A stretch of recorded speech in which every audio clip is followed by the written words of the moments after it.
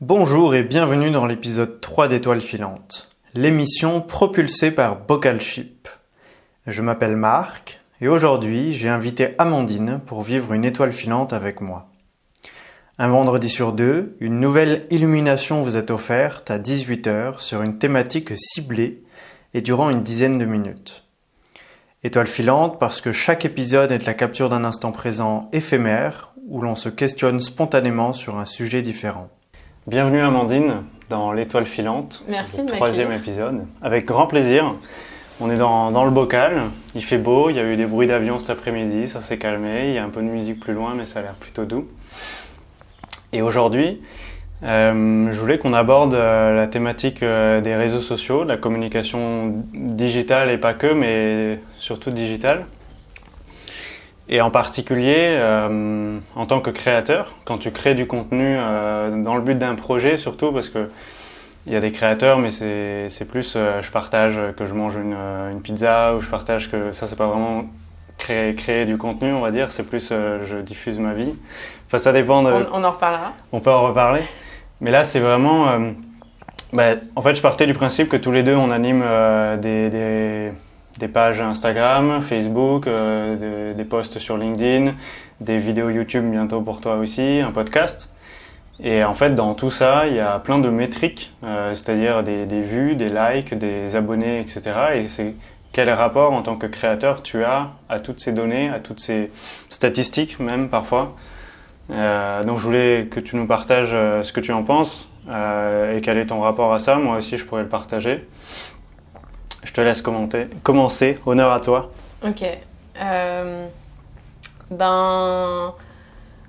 Pour moi, les statistiques, il y a deux choses. Il y a à la fois, c'est un moyen de savoir ce qui peut plaire, de aussi voir par rapport aux algorithmes ce qui fonctionne. Encore faut-il connaître comment fonctionnent les algorithmes, etc. pour voir justement quels sont les KPI, les indicateurs à suivre selon les objectifs, si tant est qu'on a un objectif. Et donc effectivement d'orienter le contenu, c'est tout le travail des social media managers que je suis en partie, d'étudier ce qui marche pas pour adapter le contenu, que ce soit sur la forme ou sur le fond, pour voir ce qui marche, etc. Mais du coup, j'ai envie de réagir. Attends, est-ce que je peux te dire le deuxième aspect ? Vas-y. Et le deuxième aspect, c'est plus, je dirais, déjà savoir juste, parce que ça, c'est vraiment avec le côté stratégique et avoir une vision pour savoir comment on peut mettre en place pour arriver à un objectif ou peu importe l'objectif qu'on a. Mais il y a surtout juste de manière entre guillemets neutre de quel est le feedback. Est-ce qu'on a des feedbacks ? Est-ce qu'il y a des gens derrière ? Parce que comme aussi il y a une majorité silencieuse qui ne commente pas forcément, etc. C'est juste déjà savoir de l'autre côté est-ce qu'il y a, par exemple, la newsletter, est-ce qu'il y a un taux d'ouverture, même s'il n'y a pas de commentaires pareil pour le nombre de vues. Donc, c'est déjà juste à un premier stade, avant le côté stratégique, est-ce qu'il y a entre guillemets, un feedback du contenu concret ? Et du coup, c'est pas... Déjà, ça, c'est deux choses complètement différentes pour moi. Ok, ça marche. Alors, ce qui m'a interpellé dans ce que tu as dit, c'est la notion de résultat, parce que je pense que c'est très spécifique à chaque personne. Et il y a souvent un courant... Généralement un courant un peu dominant qui est que les résultats c'est des likes, c'est des abonnés, c'est des vues, etc. Mais est-ce qu'il y a d'autres manières d'avoir des résultats ? Et là vraiment toi en tant que créatrice et en tant que communicante, je dirais, sur les réseaux sociaux, sur ton podcast, quel est toi ton rapport à ces résultats, que ce soit des chiffres, que ce soit d'autres choses ? Et qu'est-ce que tu entends du coup par un résultat pour toi ? Alors, je me demande s'il faut que je réagisse maintenant aussi au truc par rapport à la pizza, avant qu'on oublie. Okay. Parce que, pourquoi j'ai réagi à ça ?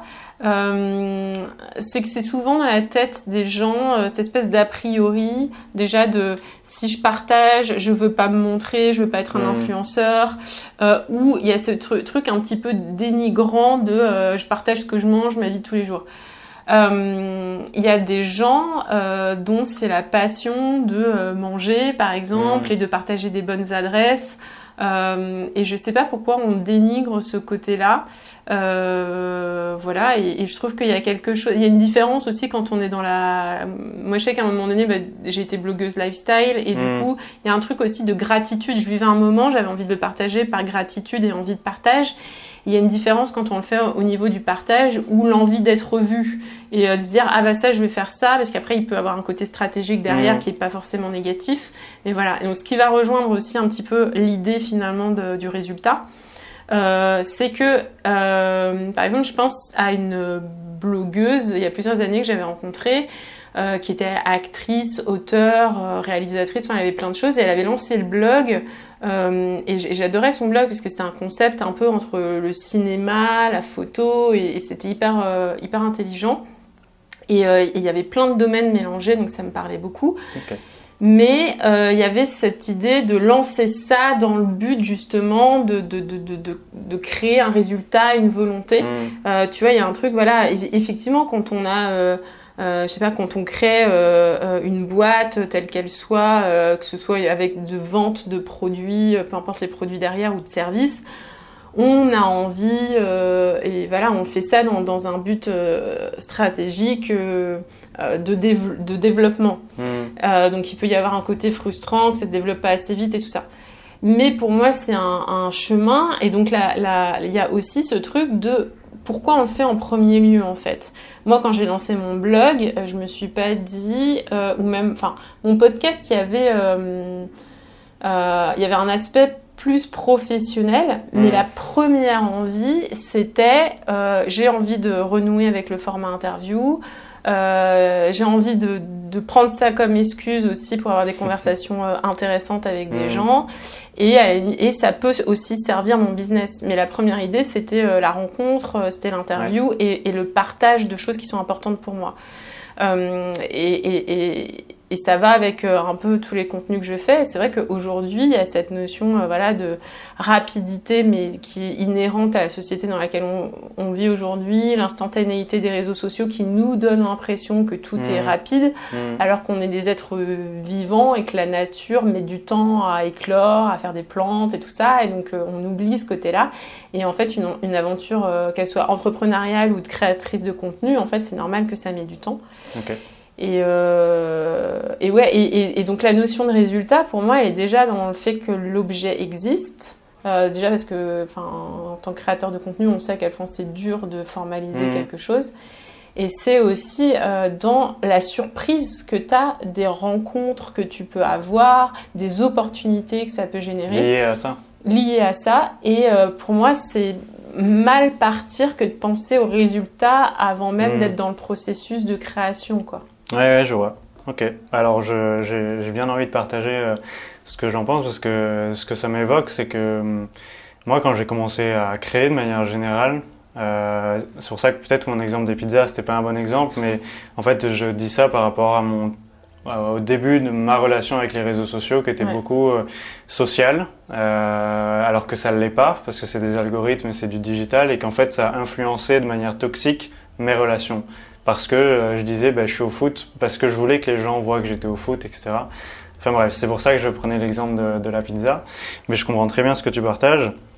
Et aujourd'hui, depuis que j'ai pris pas mal de recul sur ce que c'était créer du contenu audiovisuel, moi je trouve ça dingue en fait déjà. Le fait de pouvoir enregistrer un moment présent et pouvoir le diffuser à d'autres personnes de manière quand même vachement réelle et vachement authentique, qui sont à des centaines de kilomètres, et même sur des temporalités différentes. C'est que là, on est le 23 juin, et les gens, s'il faut, ils vont le voir, et on est en 2023, s'il faut, ils vont le voir en 2025, tu vois. Ouais. Et ça, je trouve ça déjà dinguissime. Et donc, à partir de là, je me suis rendu compte que mon énergie créative, déjà, elle était pour moi et envers moi. Et du coup, chaque chose que je crée, ça doit être le meilleur contenu pour moi-même. Et du coup, je suis le seul à juger et à me satisfaire de mon contenu. Et déjà, juste ça, pour ma newsletter, pour mes communications digitales, mes stories, tous les jours, quand je re-regarde ce que j'ai publié, je me dis, c'était génial. Ce mec, ça me plaît de le suivre. C'est moi-même, hein, mais ça me plaît de le suivre. Et juste ça, c'est validé. Et je crois que c'était toi qui avais réagi au fait que je like mes posts Oui. sur LinkedIn ou autre. Ouais. Même mes newsletters, je les like quand je les aime. Mais en fait, je me sens vraiment lucide sur ça. C'est en gros, je poste un truc, je le relis 1 heure, 2 heures plus tard, ou même sur le moment, et s'il me plaît vraiment, ben, je réagis comme si j'étais un follower de moi-même. Et il y a un conseil que je donnais à Nour dans son podcast, dans consommer du contenu, je disais, ben, en fait, le premier contenu que je te conseille de consommer, c'est le tien que tu crées. Parce qu'en fait, moi, j'apprends énormément juste en me regardant. Tu vois, je disais, là, on est en 2023, ben, j'ai regardé des contenus que moi, j'ai fait en 2019, en 2020, etc. Et je vois déjà l'évolution personnelle que j'ai eue liée à ça. Et le deuxième aspect que je voulais partager vis-à-vis des résultats, c'est que le meilleur résultat que moi j'ai, c'est ma newsletter par exemple, je la corrige presque toutes les semaines avec ma grand-mère. Et du coup, je trouve ça génial juste de me dire que toutes les semaines, j'écris quelque chose que je relis avec ma grand-mère, qu'elle m'apprend à mieux, entre guillemets, parler et écrire français. Et ensuite, je partage quelque chose. Ben, soit il y a Dom qui va venir me voir et qui va dire « Ah ouais, ton post, j'en ai pensé ça, ça, ça. » Ou alors il va m'appeler. Ou alors il y a Camille qui m'a appelé. Ou alors il y a telle personne qui va m'appeler. Et du coup, juste qu'il y ait quelqu'un, et que ce soit en plus des personnes proches et qui comptent pour moi, qui viennent me voir et qui me disent « Ah ouais, j'en ai pensé ça. » Que ce soit ça m'a parlé ou ça m'a pas parlé, ou je comprends pas pourquoi t'as dit ça. Et du coup, souvent, ça me fait « Ah oui, c'est vrai que j'aurais pu le dire autrement pour que vous le compreniez comme je voulais le dire, parce que c'était pas vraiment ça que je voulais dire. » Mais ça, c'est un résultat énorme. Et du coup, tu vois, c'est drôle, tout à l'heure, tu me disais, via le partage de la nana dont tu avais parlé dans ton dernier courrier, dernier Cara, Oui. bah, elle avait rediffusé ce que tu avais partagé et il y avait eu une vingtaine de personnes qui s'étaient abonnées à ta newsletter. C'est limite le chiffre qui est aujourd'hui abonné à ma newsletter. Il y a une 40aine de personnes. J'ai écrit plus de courriers que de nombre de personnes les lisent. Et en fait, je trouve ça génial. Déjà, je trouve ça génial qu'il y ait une personne qui le lise au-delà de moi. Et je trouve ça génial qu'il y en ait 2, je trouve ça génial qu'il y en a 3. Et en fait, bah, s'il n'y en a que 30 que ça intéresse, tant mieux. Et on verra, ça évoluera. Et je reviens au fait que d'abord, je le fais pour moi. Et puis les résultats d'abonnés, de likes, etc., bah, en fait, ça devient plus un gadget qui peut amplifier l'ampleur de mon travail. Et c'est pour ça que j'utilise d'ailleurs ces outils digitaux, parce que ma lettre, je pourrais l'écrire à la main et l'écrire aux 10 personnes que ça intéresse. Mais je sais que j'ai pris le format digital de newsletter parce que j'ai envie de donner l'opportunité à terme qu'il y ait des milliers de personnes qui puissent le recevoir et que je ne pourrais pas écrire à des milliers de personnes à la main ce que j'ai envie de partager. Ok, du coup j'ai envie de te poser 2 questions et j'ai une réaction. Je pense qu'on a le temps de les deux questions et la réaction, et puis après on conclura notre discussion. Très bien, sauf si toi tu avais aussi autre chose à me demander. Pour l'instant là j'ai bien exprimé, je t'en prie. Ok. La réaction que je voulais dire, c'est parce qu'effectivement en termes d'usage, c'est peut-être un peu bizarre sur les réseaux sociaux de liker. Par contre là où je te rejoins, c'est on dit souvent, c'est pour... que créer du contenu ou tu as un livre, un truc, il faut créer le truc qu'on aurait aimé effectivement lire nous-mêmes et tout ça. Et donc en ça, je te rejoins complètement que c'est hyper important de créer du contenu qui nous parle, qui nous ressemble et dont on est fier. Ça, je suis hyper d'accord avec toi, ça c'est hyper important. J'avais 2 questions. La première, c'était par rapport à quand tu disais, avant je partageais parce que j'avais envie qu'on voit que je fasse du foot. Est-ce que pour toi, les réseaux sociaux, c'était un moyen d'être en lien avec les gens et du coup d'exprimer ce que tu... Oui, c'est possible. Ouais. Mais c'était la manière dont je l'interprète avec du recul, c'était plus un vide que je vivais sur le moment et que je comblais à travers une présence digitale. Ok, c'était d'accord. plus ça. Et du coup, qu'est-ce qui te pousse aujourd'hui à créer du contenu ? C'est une excellente question. Je dirais que c'est un appel et du coup ça rejoint mon cap de vie dont ma mission est de vivre de manière simple, fluide et organique et de promouvoir cette philosophie de vie. Et du coup j'ai juste fait un constat factuel de aujourd'hui comment est la société, quels sont les outils dont j'ai à disposition.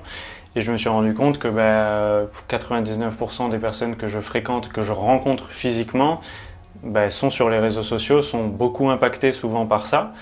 Et du coup, je me suis dit, quitte à ce que les personnes soient sur ça, et ce que moi je considère peu intéressant, parce que je suis 10 personnes sur Instagram, parce que j'aime pas vraiment consommer beaucoup de contenu en masse, surtout que de gens que je connais pas ou que je soutiens pas vraiment. Et du coup, je me suis dit, ok, je vais apprendre à utiliser cet outil dans le but de promouvoir cette philosophie de vie. Et c'est uniquement pour ça que je l'utilise. Intrinsèquement, on en parlait souvent avec Dom parce que c'était aussi un sujet de est-ce qu'on prend du plaisir. Et je pense que de base, non en fait. De base, non mais c'est vrai, j'adore écrire et la newsletter c'est beaucoup du plaisir ou ça le devient parce que j'aime écrire même si je suis pas très bon et que je m'améliore. Mais communiquer, passer du temps sur mon téléphone à communiquer, même tu vois le montage de cette vidéo, je t'en parlais tout à l'heure, c'est du temps où en fait t'es devant un écran, t'es en train de monter des trucs, c'est un peu abrutissant comme activité. Donc ça, je trouve pas ça très sain pour moi, pour mon corps, pour mon esprit. Donc c'est pas des choses, pour le coup, c'est pas des activités, tu vois, qu'à long terme je me projette de faire à temps plein ou plus j'avance, moins je passerai de temps à faire ça. Mais je sais que d'abord, il faut que j'y passe du temps pour apprendre, pour être plus efficace et pour pouvoir le déléguer potentiellement plus tard. Mais si je ne le fais pas moi-même, ce sera difficile de le déléguer. Ok, très bien, merci. Voilà, donc c'était plus ça, mon rapport à ça. Est-ce qu'il y aurait un deuxième ou un dernier partage que tu voudrais nous faire avant qu'on conclue cet épisode Tu parlais sur de la thématique. Notion de plaisir. Et je crois que c'est fondamental. Enfin, moi, c'est quelque chose que je communique beaucoup aux gens que j'accompagne. C'est parce que justement, ils sont souvent tellement focus sur le résultat. Mais en fait, la dernière fois, j'avais une apprenante aussi qui me disait, parce qu'à un moment donné, elle était complètement découragée et tout. Et elle m'a dit, non, j'ai compris que c'était un processus et qu'il fallait tenir, qu'il fallait continuer. Et c'est pour ça qu'au-delà du rythme, des algorithmes et tout ça qu'on nous impose, on oublie ça, c'est juste... quel est le truc écologique pour moi qui fait que je peux être régulier, qu'est-ce que effectivement j'ai envie de faire, communiquer et retrouver cette notion de plaisir, parce que comment on peut tenir sur la durée, et tu vois, même là tu parles du montage et tout, et moi je sais que voilà, j'ai eu énormément, on en a déjà beaucoup parlé, mais ensemble par rapport à mon podcast, effectivement le montage, parce qu'il y a aussi une notion de humaine, de perfectionnisme ou autre, et des choses qui viennent, on se confronte à nos propres fonctionnements. Mais du coup, oui, pour moi, la notion de plaisir, elle est fondamentale, et la notion de sens, et de faire... effectivement, tu parlais de la newsletter, c'est Géraldine Dormois, et elle nous disait aussi, parce qu'elle parlait de la volonté ou pas d'écrire un livre, et elle disait, mais quel est le sens, pourquoi tu le fais? Et je pense que c'est se poser la question de ça, est-ce que c'est le résultat qui importe, ou est-ce que c'est le processus? Donc aux gens qui nous regardent, là, ce que j'ai envie vraiment de partager, c'est pourquoi vous avez envie de créer. Est-ce que c'est pour un résultat qui de toute façon ne sera absolument, on peut pas prévoir en fait. On a une idée, on a une impulsion, mais on n'a aucune idée des résultats. Ça peut être des bonnes surprises, il peut rien se passer pendant un moment, et puis après... une fois de plus, je ferai une mini-parenthèse, mais ça peut être des résultats de chiffres, et ça peut être un seul résultat qui est en fait ta création, même il y a 5 pélos qui le lisent, en fait tu as une rencontre qui va changer ta vie. Et Exactement. Ça, c'est aussi énorme. On le mentionne pas souvent, mais les résultats, c'est vraiment pas que les chiffres, c'est aussi qu'est-ce que ça engendre dans tes relations, dans ta vie réelle, parce que c'est, en fin de compte, c'est vraiment ça qui est intéressant. Bah oui, et la preuve, on s'est rencontrés comme ça, parce qu'on était tous les deux créateurs de podcasts. Donc, Trop cool. Amandine, je te remercie grandement pour ton intervention, pour ta présence ici aujourd'hui. Merci aussi à toi. Et à la prochaine. Oui, à la prochaine. Merci beaucoup d'avoir visionné ce 3e épisode d'Étoiles filantes. S'il vous a enrichi, plu ou inspiré, manifestez-le en cliquant sur le pouce bleu en bas de la vidéo. Je vous invite à retrouver Amandine à travers sa newsletter Dernier Carat et son podcast Tu peux être qui tu veux. Et moi, dans ma newsletter Une vie Bocalship. Les liens de découverte de nos projets et créations sont disponibles en description de l'épisode. Je vous souhaite une belle vie, prenez soin de vous et à dans 2 semaines, vendredi à 18h pour le 4e épisode.